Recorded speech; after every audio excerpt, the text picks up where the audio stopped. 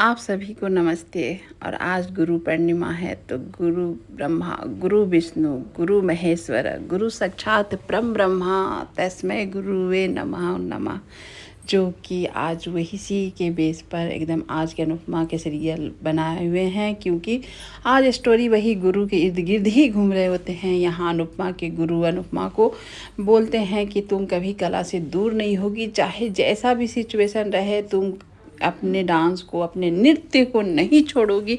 इस तरह से वो सलाह देते हैं कि तुम नृत्य में आगे बहुत ऊंचा नाम करोगी, इस तरह का आशीर्वाद देते हैं। ये सुनकर अनुपमा की आंखों में पानी भर जाता है और एक नई उम्मीद भी जाग जाती है। जब गुरु ही इतना विश्वास देगा कोई भी शिष्य, तो शिष्य का क्या होगा आप समझ सकते हैं।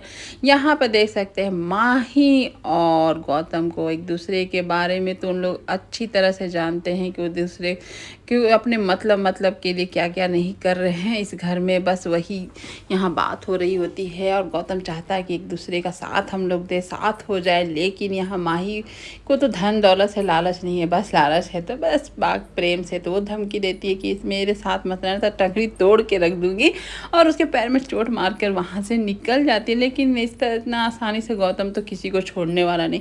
और यहाँ नालायक बेटा तोसू झूला पर ही बेचने के लिए लोगों को लेकर इकट्ठा आ गया, और एकदम से अचानक बाबूजी यानी कि हंसमुख और लीला भी घर पहुंच रहे। अचानक से देखकर हंसमुख एकदम से ये हो गया कि ये क्या हो रहा, झूला के आसपास लोग क्या कर रहे हैं नहीं कर रहे हैं। और लीला का तो भाई झूला एक जान है, वो झूला को देखकर चिल्लाने लगती है कि तुम लोग क्या कर रहे हो, यहाँ से निकलो नहीं तो तुम लोग का थेपला बनाकर खा जाऊंगी। इस तरह से वो वार्निंग देती है, धमकी देती है। वो लोग तो चले जाते हैं और यहाँ तोसू का बेचारा का प्लान तो फेल ही हो जाता है। और यहाँ देख सकते हैं कि हंसमुख को एकदम से टेंशन होता है कि ज़रूर कोई बात है, तभी ये लड़का कुछ कर रहा था। उसका कान पकड़कर वार्निंग देते हैं, सुधर जा नहीं तो मैं छोड़ूंगा नहीं।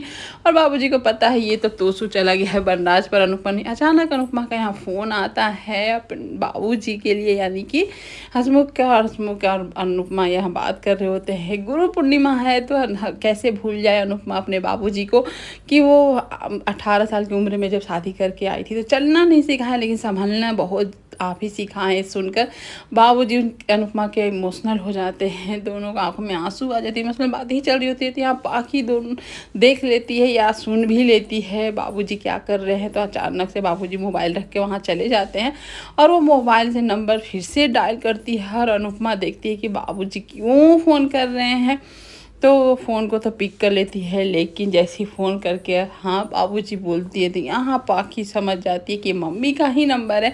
और वह मम्मी जैसी बोलती है अनुपमा फटाक से फ़ोन को रख देती है। तभी आ जाते हैं हंसमुख और आकर डांटते हैं कि आज बाद मेरी बेटी के बीच में तो पढ़ो मत, और अपने इस परछाई से दूर रखो लोग उसको अब नहीं तुम लोग का परिवार चाहिए, इस तरह से। और यहाँ पर देख सकते हैं कि आज प्रेम को बहुत दिनों के बाद अनुपमा की याद आ रही है, क्योंकि अनुपमा से ही थोड़ा बहुत खाने का बनाना और ना डांस सब कुछ सीखा है। तो गुरु है और गुरु पूर्णिमा का दिन है तो वो उसका और प्राही का गुरु तो अनुपमा ही है। और इस तरह से खाना बनाते थे को लगा कि कैसे भी करके अपने गुरु से तो आज बात करना चाहिए। और यहाँ पर देख सकते हैं अनुपमा को गुरु बनाकर सभी वहाँ के लोग एकदम से उसको सेलिब्रेट कर रहे होते, क्योंकि अनुपमा ही इन लोगों को सिखा रही होती है डांस नृत्य कंपटीशन के लिए। तो यहाँ पर अनुपमा की पूजा होती है। अनुपमा फिर उसके बाद सबको थैंक यू बोलती है और यहाँ पर डांस वांस सिखाती है। तभी अचानक प्रेम का कॉल आता है और ये देखकर अनुपमा चौंक जाती है, क्योंकि वो मना की थी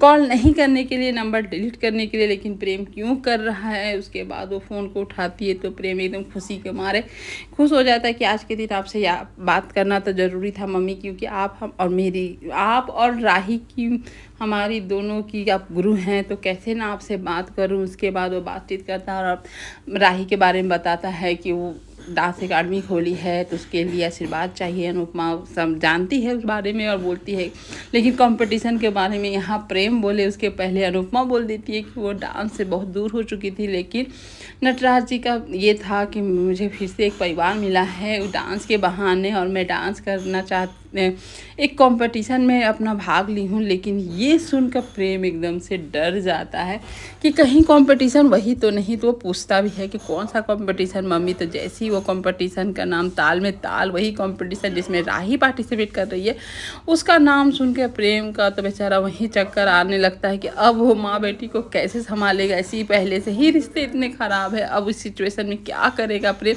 ये सुन के एकदम से उसको धक्का लगता है और यहीं पर एपिसोड ख़त्म भी हो जाता है। आज का एपिसोड यहीं पर खत्म। Thank you for watching and bye bye.